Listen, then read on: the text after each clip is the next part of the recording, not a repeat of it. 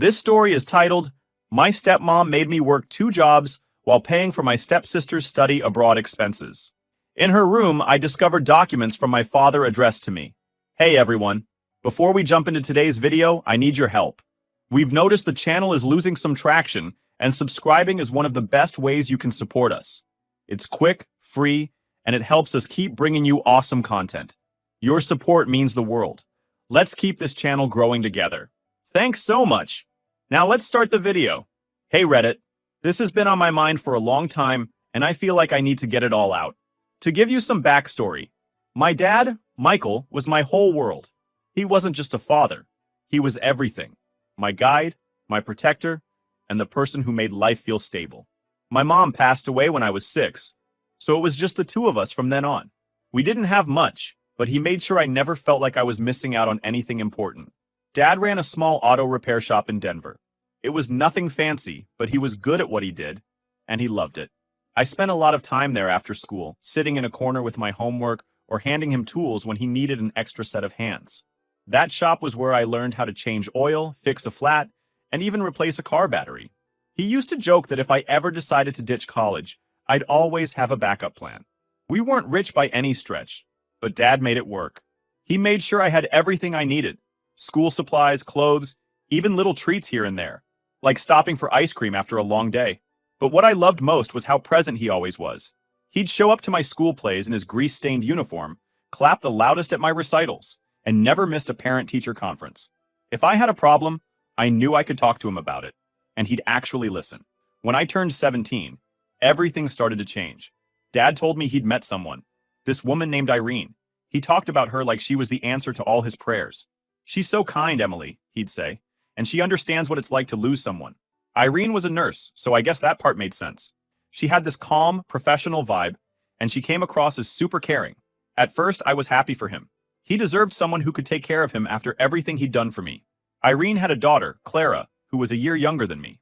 She was bubbly and charismatic, the kind of girl who could charm her way out of anything. When Dad introduced us, she was all smiles, talking about her dreams of traveling and studying abroad. I thought, wow, maybe this won't be so bad. A stepsister could be fun. Irene and Clara moved in with us after the wedding, and everything about our home shifted. Dad tried hard to make it work. He wanted us to be a real family. But it was obvious from the start that Irene had different priorities. She doted on Clara, treating her like a princess. Anything Clara wanted, she got, no questions asked. New clothes, extracurricular activities, expensive hobbies. It was all about Clara. Meanwhile, if I needed something, it was suddenly a tight budget month. Irene didn't outright ignore me, but her favoritism was painfully obvious. She'd always have some excuse, like, Clara has so much potential, or she's working so hard on her future. If I asked for the same things, I'd get lectures about responsibility or guilt trips about how much Dad was already doing for me. It wasn't fair, but I didn't want to make things harder for him, so I just let it slide. Dad noticed, though. He'd take me out for breakfast sometimes, just the two of us, or surprise me with something small like a book I'd been eyeing. He tried to make sure I didn't feel left out, but I could tell he was stretched thin. I overheard them arguing once, and my name came up. Irene was upset about how much time and attention Dad was giving me, and Dad was trying to explain that I was his daughter, his responsibility. They fought more often after that. The worst part was watching Dad change. He started to seem tired, not just physically, but emotionally. He was still my dad, still trying to make everything okay, but there was this weight on him that hadn't been there before. I don't think he ever regretted marrying Irene, but I do think he underestimated how much she'd expect from him, and from me. About a year into their marriage, Dad and I had one of our rare one-on-one breakfasts. He seemed quieter than usual, more reflective. Then he said something that stuck with me. Emily, I just want you to know I'm always on your side. If things ever get too hard, you come to me, okay? I didn't know what to say. I just nodded, and we went back to eating our pancakes. Looking back, I think he knew things weren't going to last with Irene. Maybe he was even considering leaving, but he didn't want to tell me until he had a plan. Before he could make any changes, everything fell apart. It was a rainy afternoon, and Dad was driving back from picking up parts for the shop. He didn't make it home. I'll never forget that phone call. The police said it was an accident, that the rain made the roads slick. None of it mattered. He was gone. The funeral was a blur. Irene took charge of everything, deciding who would speak and what songs would play. She cried a lot, and Clara clung to her the whole time. People kept telling me how strong I was, how proud my dad would be of me, but I felt like I was breaking apart. The one person who had always been there for me was gone, and I didn't know how I was supposed to move forward.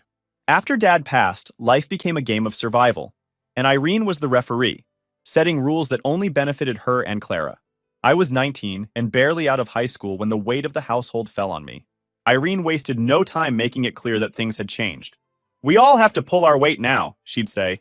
But her idea of pulling weight was me footing the bills while Clara lived her best life. At first, I thought it was temporary. I was grieving, and part of me felt obligated to step up. It was my way of honoring Dad, I guess. But it didn't take long to realize that Irene wasn't asking for help. She was demanding it. Rent, utilities, groceries, it all landed on my shoulders. If I even hinted at the unfairness of it, she'd hit me with, "This is what families do for each other, Emily." Meanwhile, Clara was packing for Paris. That's right. While I was working 2 jobs to make sure the lights stayed on, Clara was off to study art abroad.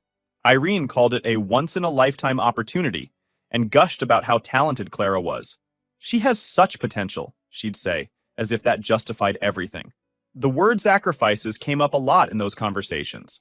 According to Irene, we were all making sacrifices to support Clara's dreams. But let's be real, I was the one making sacrifices. My days started early, stocking shelves at the grocery store. It was mindless work, but exhausting in its own way. Customers would complain about things being out of stock or ask for help finding random items, and I'd just plaster on a smile and keep moving. By the time my shift ended, my feet were already aching, but there was no time to rest. I'd grab a quick bite, usually something cheap and sad, like a gas station sandwich, before heading to my second job at the diner. The diner was a whole different kind of chaos. Between rude customers, finicky orders, and the constant hum of the kitchen, I barely had time to breathe. There were nights I'd get home so late that I didn't even bother changing out of my uniform before collapsing into bed. And somehow, I still never had enough money. Irene's demands kept growing, and my paychecks vanished as soon as they hit my account. It wasn't just about money, though. Irene treated me like an unpaid housekeeper on top of everything else. Clara's room, always spotless thanks to me. Laundry, guess who folded it? Dishes? Yep, my job too. Irene would sit at the kitchen table with her tea, watching me scrub the counters, and if I didn't do it to her standards, she'd sigh dramatically and fix it herself. "You need to take more pride in your work," she'd say, like I wasn't already running myself into the ground. I kept telling myself it would get better. Maybe once Clara finished her program in Paris, things would ease up. Maybe Irene would recognize how much I was contributing and cut me some slack. But deep down, I knew better. Clara was Irene's golden child, the one with all the potential, while I was just the help. What made it worse was how casually they dismissed my struggles. One time, I mentioned how hard it was juggling work and school. Clara, who was home for a short visit before heading back to Paris, laughed and said, "Well, you're not really the academic type, are you?" Irene chimed in, "Some people are meant to be dreamers, and others are meant to be doers. You're a doer, Emily." It was like they were telling me I should be grateful for the scraps they threw my way. The thing is, I wasn't some slacker with no ambition. I was going to community college, squeezing in classes whenever I could between shifts. I didn't have big dreams like Clara's, but I wanted more for myself. I wanted to build a life where I didn't feel like a prisoner in my own home. But every time I started to get ahead, Irene found a way to pull me back down. Take the time I saved up $500. I'd been working double shifts at the diner, skipping lunch, and walking to work to save on gas. I was so proud of myself. I finally had a little cushion, something to fall back on. Then, out of nowhere, Irene hit me with, "The water heater broke, and we need to replace it. You'll need to chip in." There went my $500. No discussion, no consideration for what I might need. It was like I didn't even exist outside of what I could provide for them. Clara, of course, was living in a completely different world. Her Instagram was full of pictures of her sipping coffee at Parisian cafes, visiting museums, and posing in front of landmarks. Irene would show me the posts and gush, "Isn't she amazing? She's making the most of her time there." Meanwhile, I was eating ramen noodles for dinner and praying my car wouldn't break down. The worst part was the loneliness. I didn't have time for friends or hobbies, and I certainly didn't have anyone to lean on. Irene and Clara made it clear that I wasn't part of their little club. They had their inside jokes and shared dreams, and I was just there. I missed Dad so much during those years. He would have been furious if he'd seen how they treated me, but he wasn't there, and I didn't know how to stand up for myself. There were moments when I thought about leaving, just packing a bag and starting over somewhere far away. But then I'd think about Dad and feel this overwhelming guilt. He'd always taught me to do the right thing, to take care of family, and I didn't want to let him down. So, I stayed. I worked. I paid the bills. And I tried not to think about how unfair it all was. Looking back now, I don't know how I survived those years. I was constantly exhausted, physically and emotionally. But at the time, I didn't feel like I had a choice. Irene controlled everything. My finances, my time, my sense of self-worth. It was like I was trapped in this endless cycle of work and obligation, with no way out. The thing is, I thought I could handle it. I thought if I just kept my head down and worked hard enough, I'd eventually earn their respect, or at least some peace. But Irene and Clara didn't see me as a person. To them, I was a resource, something to be used and discarded when it was no longer convenient. And it would take me years to realize just how much they had taken from me. But then, all I could do was survive.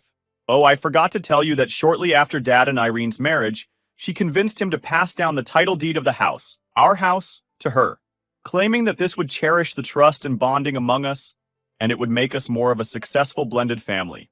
So, now Irene decided it was time to downsize. Or more accurately, she decided I should help her downsize. Clara was back in Paris, and Irene, of course, was managing things from her spot on the couch with a mug of tea and her phone.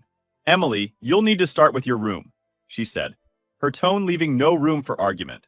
"We're trying to clear out the clutter, not hold on to unnecessary things." My childhood bedroom hadn't been mine for a long time. Irene and Clara had taken over most of the space after Dad passed. The shelves, once filled with my favorite books, now held Clara's trophies and framed pictures from her study abroad adventures. The closet, crammed with boxes that weren't even mine. But sure, I'd clean it out for the big move.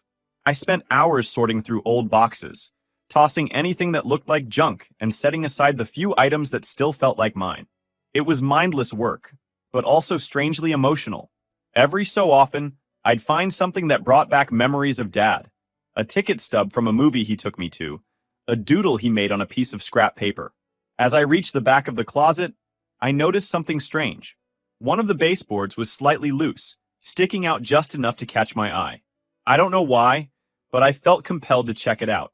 I tugged at the edge, and the board popped free, revealing a small envelope tucked behind it. My name was scrawled across the front in handwriting I'd recognize anywhere. Dad's. My heart stopped. It felt like I'd stumbled into some kind of time capsule, a message sent from a different life. I opened the envelope carefully, afraid of damaging whatever was inside. The paper was old, yellowed at the edges, and folded neatly. As I unfolded it, my eyes went straight to the date at the top. It was written just 2 weeks before Dad died. The first line made my chest tighten. "Emily, if you're reading this, it means something went wrong." I sat down on the floor, right there in the middle of the mess I'd been sorting through, and kept reading. "I set aside a college fund for you. $40,000. Irene knows about it. That money is yours and yours alone. I wanted to make sure you had a chance to follow your dreams, no matter what. Don't let anyone take that from you." I read the letter over and over, my hands shaking more each time. My dad, in his usual careful and thoughtful way, had planned for my future. He wanted me to have the chance to build something for myself. And Irene, she knew. She knew all along and kept it from me. I sat there for what felt like hours, trying to process what I'd just discovered. All those nights I worked until my legs felt like they'd give out. All those times I scraped together enough money to help with bills while Clara was off sipping lattes in Paris. It was all funded by my money. The sacrifices Irene had talked about, they weren't sacrifices. They were theft. I felt sick. Every memory of Irene praising Clara's potential or brushing off my struggles came flooding back with a new, bitter clarity. She'd stolen from me, stolen my dad's last gift to me, stolen my chance at a future that didn't involve working myself to exhaustion just to survive. And she'd done it without a shred of guilt. The sound of Irene's voice snapped me back to reality. "Emily, what's taking so long?" she called from downstairs. Her tone was light, almost cheerful, as if she hadn't spent the last few years dismantling my life piece by piece. I stuffed the letter back into the envelope and shoved it into my pocket. My heart was pounding, but I knew I couldn't let her see me like this. Not yet. "Just finishing up," I called back, trying to keep my voice steady. I spent the rest of the afternoon mechanically packing up the remaining boxes, barely registering what I was doing. My mind was racing. What was I supposed to do now? March downstairs and confront Irene? Demand an explanation? Part of me wanted to, but another part, the part that had been beaten down by years of her manipulation, told me to wait. By the time I carried the last box down to the living room, I'd made a decision. I needed time to figure out my next move, but one thing was certain. I wasn't going to let Irene get away with this. As I walked into the living room, Irene glanced up from her phone with a satisfied smile. "That didn't take too long," she said, as if I hadn't spent the entire day cleaning up her mess. I didn't respond. I couldn't. Instead, I grabbed my jacket and headed for the door. "Where are you going?" she asked, her voice tinged with irritation. "I just need some air," I replied without looking back. Outside, the crisp evening air hit me like a wake-up call. I pulled the letter out of my pocket and read it again under the dim glow of the streetlights. Dad's words felt like a lifeline, a reminder that I wasn't imagining the unfairness of it all. He had believed in me, even if Irene didn't. I don't know how long I stood there, but by the time I went back inside, I had a plan. This wasn't over. Not by a long shot. Confronting Irene was not part of my original plan. I wanted to take my time, gather my thoughts, and maybe even figure out a way to regain what she had stolen from me without turning it into a full-blown battle. But the more I thought about that letter and the years of sacrifices I'd been forced to make, the angrier I got. And then Clara came home. Clara's arrival was always a production. She floated into the house with an air of superiority, her arms laden with designer luggage, and her face glowing with the tan she'd picked up in some European city. Irene practically bent over backward to make her visit perfect. She spent the entire day fussing over Clara, cooking her favorite meals, and catching up on every detail of her glamorous life abroad. Meanwhile, I was barely acknowledged. When Clara asked how I'd been, it was almost laughable. She didn't care about my answer. She just wanted to check the box of pretending to be polite. Her casual dismissal of me made my blood boil. That was when I decided I couldn't wait any longer. The idea hit me during dinner. It was a rare moment when the three of us were sitting at the table together, and the dynamic was as predictable as ever. Irene and Clara dominated the conversation, chatting about Paris and Clara's upcoming plans, as if I weren't even there. I kept my head down, pushing my food around on my plate, until Clara made a comment that finally pushed me over the edge. "Mom, I was thinking," Clara began, her voice dripping with entitlement. "Maybe next year we could look into a better apartment. The one I have now is fine, but I feel like I could really thrive in a nicer place. Something closer to campus." Irene nodded enthusiastically, already brainstorming ways to make it happen. I sat there in stunned silence. Was she serious? She was already living the dream, and now she wanted more? That was it. I couldn't stay silent anymore. "I found something interesting the other day," I said, cutting into their conversation. My voice was steady, but I could feel my hands trembling under the table. Both of them turned to look at me, startled by my sudden interjection. I reached into my pocket and pulled out the letter. "What's that?" Irene asked, her tone carefully neutral, but I saw the flicker of unease in her eyes. "It's a letter from Dad," I said, placing it on the table. "Written 2 weeks before he died." Irene froze, her smile slipping. Clara, mid-bite, paused, her fork hovering in midair. The silence was deafening as I pushed the letter toward Irene. "Go ahead," I said, my voice sharper now. "Read it." Irene picked up the letter with shaking hands. Her face paled as she scanned the words. Clara, meanwhile, was trying to act like she didn't care, but I caught her glancing at the letter out of the corner of her eye. "This isn't what you think," Irene stammered finally, placing the letter back on the table as if it had burned her fingers. She wouldn't meet my eyes. "Oh, it's exactly what I think," I shot back, my anger bubbling to the surface. "You stole my future to fund hers." Clara let out a small laugh, the kind of dismissive sound she always made when she thought she was above whatever was happening. "This is ridiculous," she said. "You're acting like you're the victim here." "Because I am the victim," I snapped, turning to face her. "You've been living off money that was meant for me, money Dad set aside so I could have a future.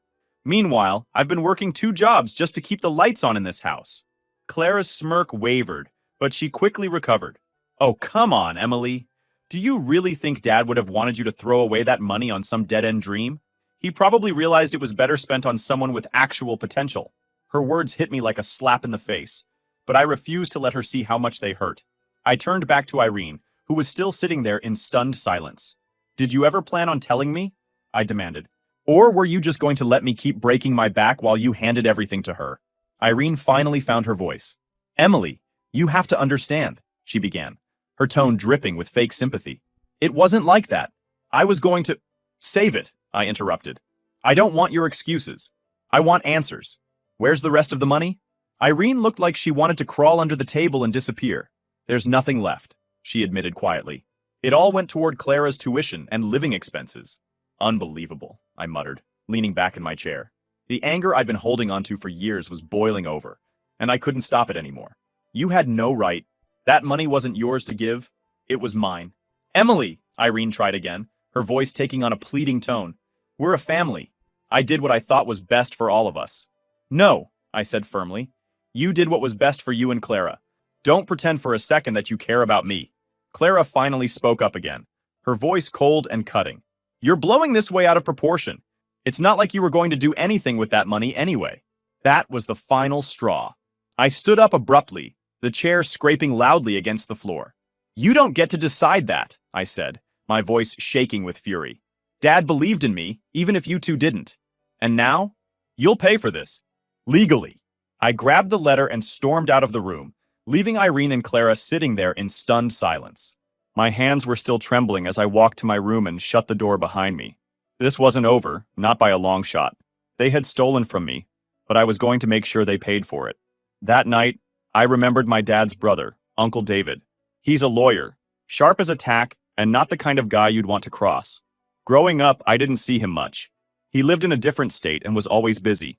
But whenever he visited, he and Dad would sit at the kitchen table for hours, talking about everything from cars to family to life. Dad trusted him completely, and if anyone could help me now, it was him. The next morning, I called David. I didn't give him every detail over the phone, but I explained enough for him to understand what was going on. He didn't sound surprised, just pissed. Come see me, he said. I think we need to talk about what Michael left behind. I made the drive to David's office the next day. Walking into that space was intimidating. He worked in a sleek, modern firm that screamed, I win cases. But when he saw me, his face softened. He hugged me and said, You look just like your dad. That simple comment almost broke me, but I held it together. We sat in his office, and I laid everything out. The letter, Irene's confession, the years I spent supporting a household that didn't support me back. David listened without interrupting, his expression growing darker with every word. When I finished, he nodded and opened a file drawer behind his desk. Your dad saw this coming, he said, pulling out a thick folder. What do you mean? I asked, confused. David slid the folder across the desk toward me. Michael wasn't stupid. He knew Irene had, let's say, questionable priorities. He was worried about what might happen if he wasn't around to protect you, so he gave me copies of everything. Bank statements, signed letters, even recordings of conversations with Irene about your college fund. I opened the folder, my hands trembling. Inside were pages and pages of evidence. The bank statements alone were shocking. Regular deposits Dad had made into a savings account labeled Emily's Future Fund. There were also records showing that 3 months after Dad died, Irene drained the account and moved the money into her own name. But that wasn't all. David had documentation of other assets Dad had left for me. Investments in stocks, a small property he'd purchased as a rental, even a life insurance policy. Altogether, it was worth far more than the $40,000 college fund I'd known about. Irene hadn't just taken one piece of my inheritance, she'd taken everything. I stared at the papers, overwhelmed. How did she get away with this? I asked, my voice shaking. David leaned back in his chair, his expression hard. Because she thought she could. But she's not getting away with it anymore. We're going to file a lawsuit for embezzlement and financial misconduct. And with all this evidence, she doesn't stand a chance. And hearing those words felt like a lifeline. For the first time in years, I felt like I had someone on my side. Someone who could actually do something about the injustice I'd endured. David didn't waste any time. Within days, he'd filed the lawsuit. Irene was served with legal papers, and her reaction was exactly what I expected. Denial, outrage, and attempts to guilt-trip me. She called and left me long, rambling voicemails about how I was tearing the family apart and ruining Clara's future. I ignored every single one. Clara, meanwhile, went radio silent. I'm guessing she was too busy freaking out about what this lawsuit would mean for her cushy lifestyle. She'd always acted like nothing could touch her, but now she was realizing just how fragile her world was. The lawsuit moved quickly, thanks to David's airtight case. The evidence was undeniable. When we presented everything in court, Irene didn't even bother trying to argue. She just sat there, pale and silent, while the judge read the verdict. When the court ruling finally came through, it was like this massive weight had been lifted off my chest. I had been bracing for some kind of loophole, some way for Irene to squirm out of the consequences. But there it was in black and white. She had to repay every penny she'd taken, plus interest, and face criminal charges for what she'd done. Justice wasn't just served, it came with a full-course meal. Irene looked like a ghost the last day in court. She didn't even try to argue anymore. Her lawyer's efforts to paint her as a misguided mother trying to do her best for the family fell flat. The evidence David had brought in was airtight. The judge didn't mince words either, laying out how calculated and deliberate her actions had been. There wasn't a shred of sympathy left in the courtroom for her. Irene's nursing license was revoked almost immediately. Losing her job hit her hard, and from what I heard, no one in the community was willing to give her another chance. People whispered about her everywhere she went. It didn't take long for her to stop showing her face around town.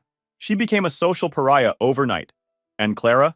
Well, let's just say her golden girl status didn't hold up without Irene funding her lifestyle. She was forced to drop out of her Paris program. The thought of her packing up her designer clothes and leaving behind her picture-perfect life felt surreal.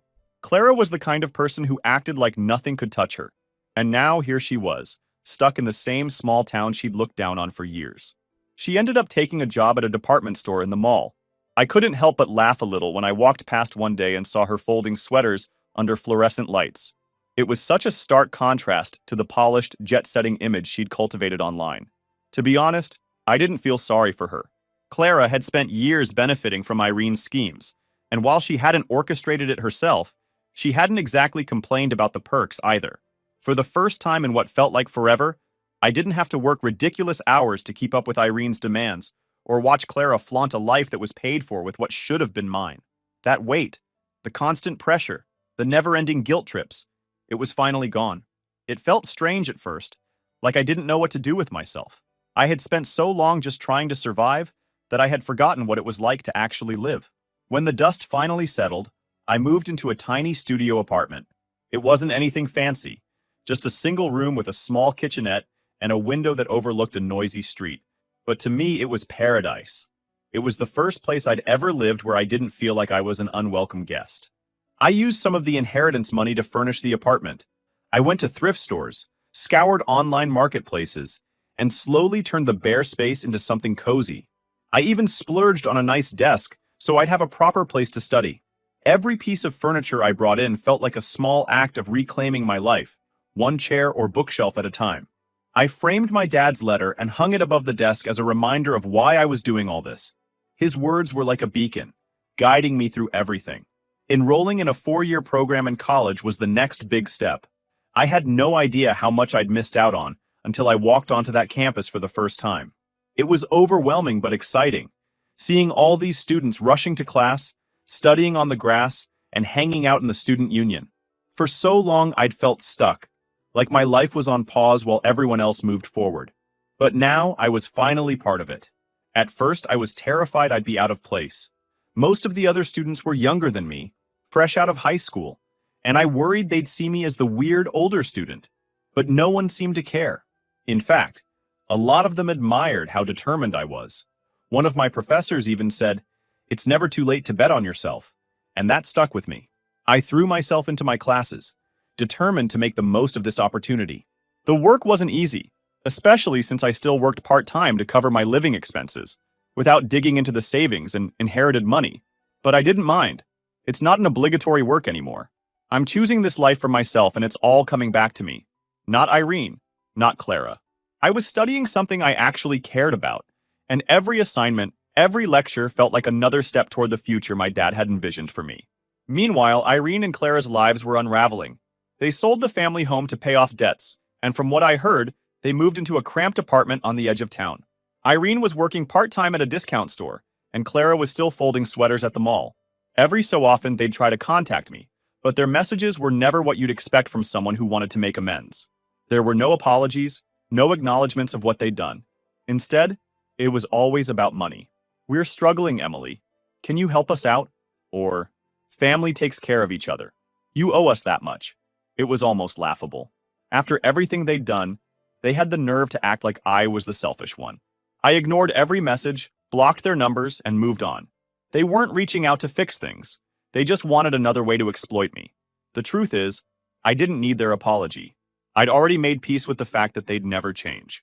Irene and Clara weren't capable of self-reflection or accountability, and waiting for them to suddenly become decent people would have been a waste of my energy. Cutting them out completely was the best decision I ever made. Now, when I think about them, it's like remembering characters from a story I used to know. Distant, irrelevant, and no longer part of my life. Their downfall wasn't my victory, because this was never about revenge. It was about freedom. For the first time in years, I wasn't carrying the weight of their control, their manipulation, or their entitlement. I was free to live my life on my own terms. And live it, I did. By the end of my first year at college, my grades were solid, and I'd landed an internship related to my major.